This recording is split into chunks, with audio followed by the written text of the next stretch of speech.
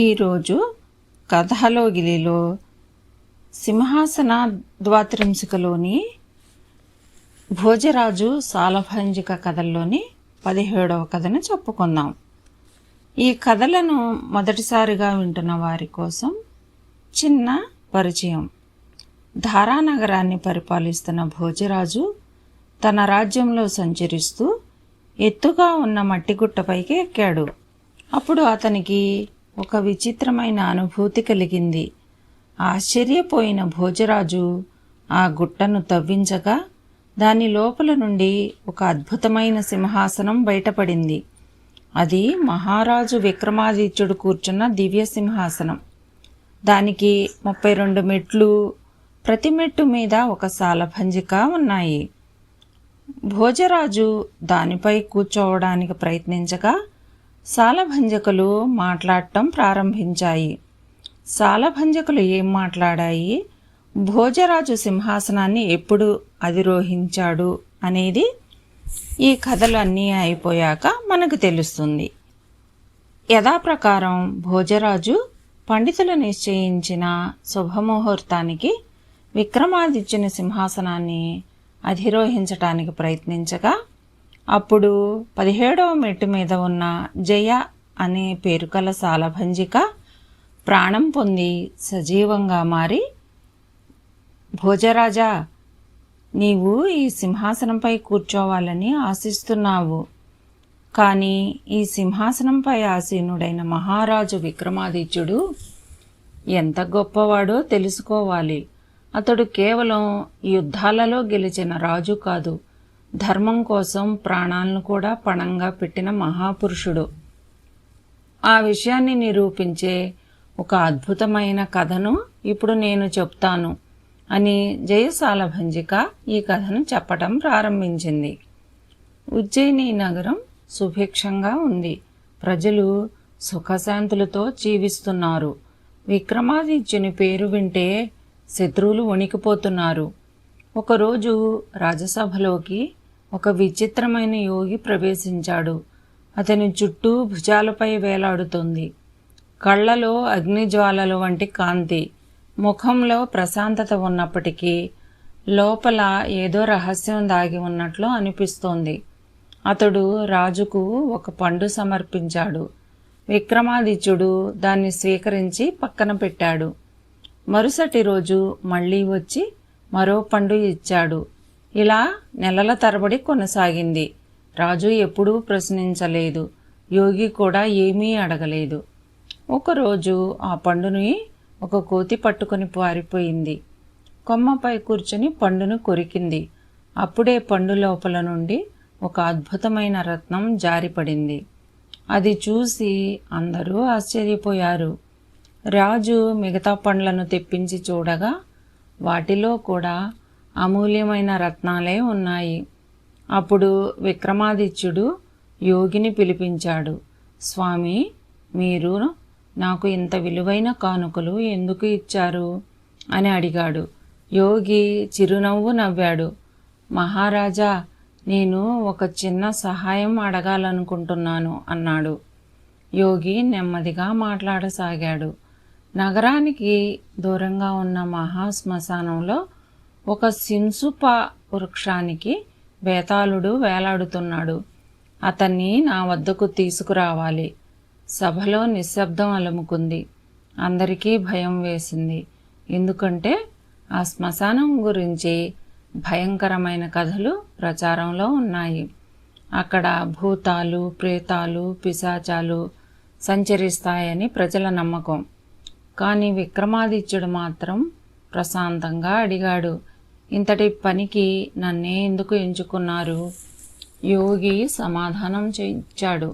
ఈ కార్యం సాధారణ మనిషి చేయలేడు, భయాన్ని జయించిన వాడు మాత్రమే చేయగలడు అని చెప్పాడు.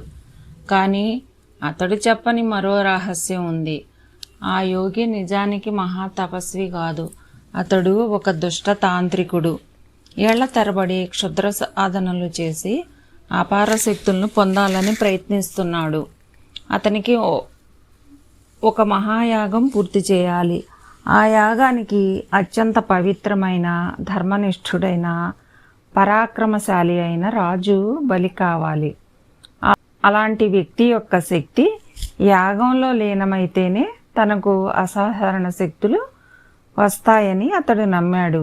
భూమిపై అలాంటి వ్యక్తి ఒక్కరే ఉన్నారు.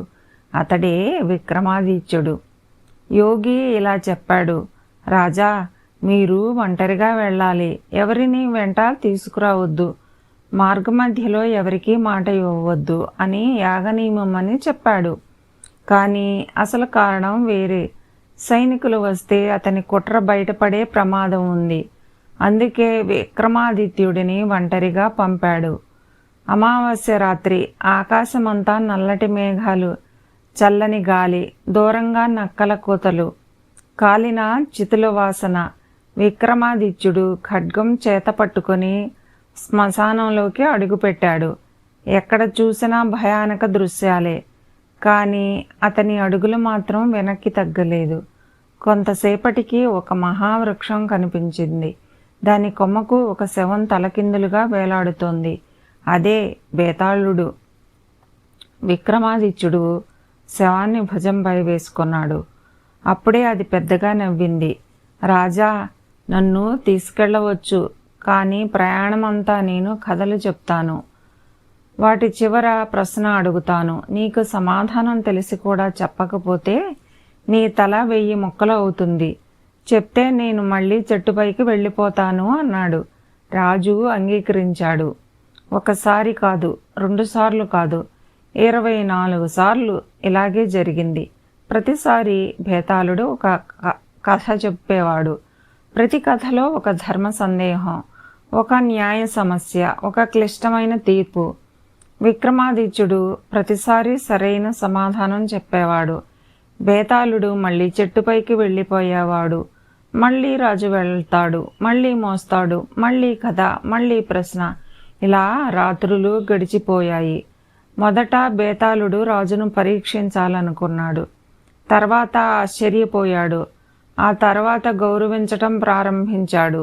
ఎందుకంటే ఇంతటి కష్టంలో కూడా విక్రమాదిత్యుడు కోపపడలేదు, అహంకరించలేదు, విసిగిపోలేదు, ధర్మాన్ని విడిచిపెట్టలేదు. అప్పుడు బేతాళుడు ఒక విషయం గ్రహించాడు. ఇలాంటి రాజు చనిపోతే ప్రపంచం నష్టపోతుంది. 25వసారి ప్రయాణం జరుగుతోంది. అప్పుడు బేతాళుడు నిశ్శబ్దంగా అన్నాడు, రాజా, నిన్ను పంపిన యోగి నిజమైన యోగి కాదు. అతడు దుష్టతాంత్రికుడు. విక్రమాదిత్యుడు ఆశ్చర్యపోలేదు, నిశ్శబ్దంగా విన్నాడు. నిన్ను బలి ఇచ్చి అపార శక్తులు పొందాలని అతని కుట్ర. నేను అందుకే అతనితో వెళ్ళలేదు అన్నాడు బేతాళుడు. తర్వాత ఇలా చెప్పాడు, అతడు దేవతకు నమస్కరించమంటాడు. అప్పుడు ముందు మీరు చేసి చూపండి అని చెప్పు.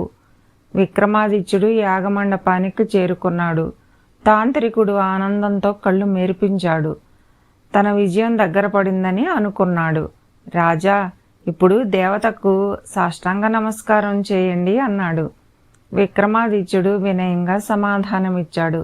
స్వామి, ఈ విధానం నాకు తెలియదు. ముందు మీరు చేసి చూపండి అన్నాడు. తాంత్రికుడు నేలపై పూర్తిగా వంగి నమస్కరించగానే విక్రమాదిత్యుని ఖడ్గం మెరుపులా మెరిసింది. ఒక్క క్షణంలో అతని కుట్ర ముగిసిపోయింది. అప్పుడే యాగమండపం అంతా దివ్యకాంతితో నిండిపోయింది. దేవి ప్రత్యక్షమైంది.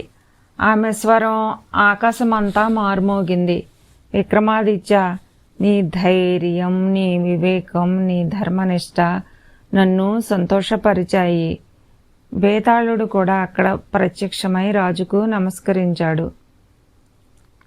దేవి విక్రమాదిత్యునికి అష్టసిద్ధులు ప్రసాదించింది. అణిమ, మహిమ, గరిమ, లఘిమ, ప్రాప్తి, ప్రాకామ్య, ఈసిత్వం, వసిత్వం అనేవి అష్టసిద్ధులు. కానీ విక్రమాదిత్యుడు ఆ శక్తులను వ్యక్తిగత స్వార్థం కోసం ఉపయోగించలేదు. ప్రజల క్షేమం కోసం మాత్రమే వినియోగించాడు. అందుకే అతని కీర్తి యుగయుగాల పాటు నిలిచిపోయింది. ఈ కథ చెప్పటం ముగించిన జయ సాలభంజిక భోజరాజుతో ఇలా అంది, భోజరాజా, విక్రమాదిత్యుడు బేతాళుడిని శక్తితో జయించలేదు, ధైర్యంతో జయించాడు. బేతాళుడి కథలకు సమాధానమిచ్చి గెలవలేదు, ధర్మంతో గెలిచాడు. అష్టసిద్ధులు పొందినా గర్వించలేదు, అందుకే అతడు మహారాజుల్లో మహారాజు అయ్యాడు. మోసాన్ని బలం జయించదు, వివేకం జయిస్తుంది అనే నీతిని తెలుసుకున్నాం. ఇక ఆ రోజుకి పండితులు నిర్ణయించిన శుభముహూర్తం దాటిపోవటంతో భోజరాజు ఆ రోజు కూడా విక్రమాదిత్యుని సింహాసనాన్ని అధిరోహించకుండా వెనుదిరిగి వెళ్ళిపోయాడు.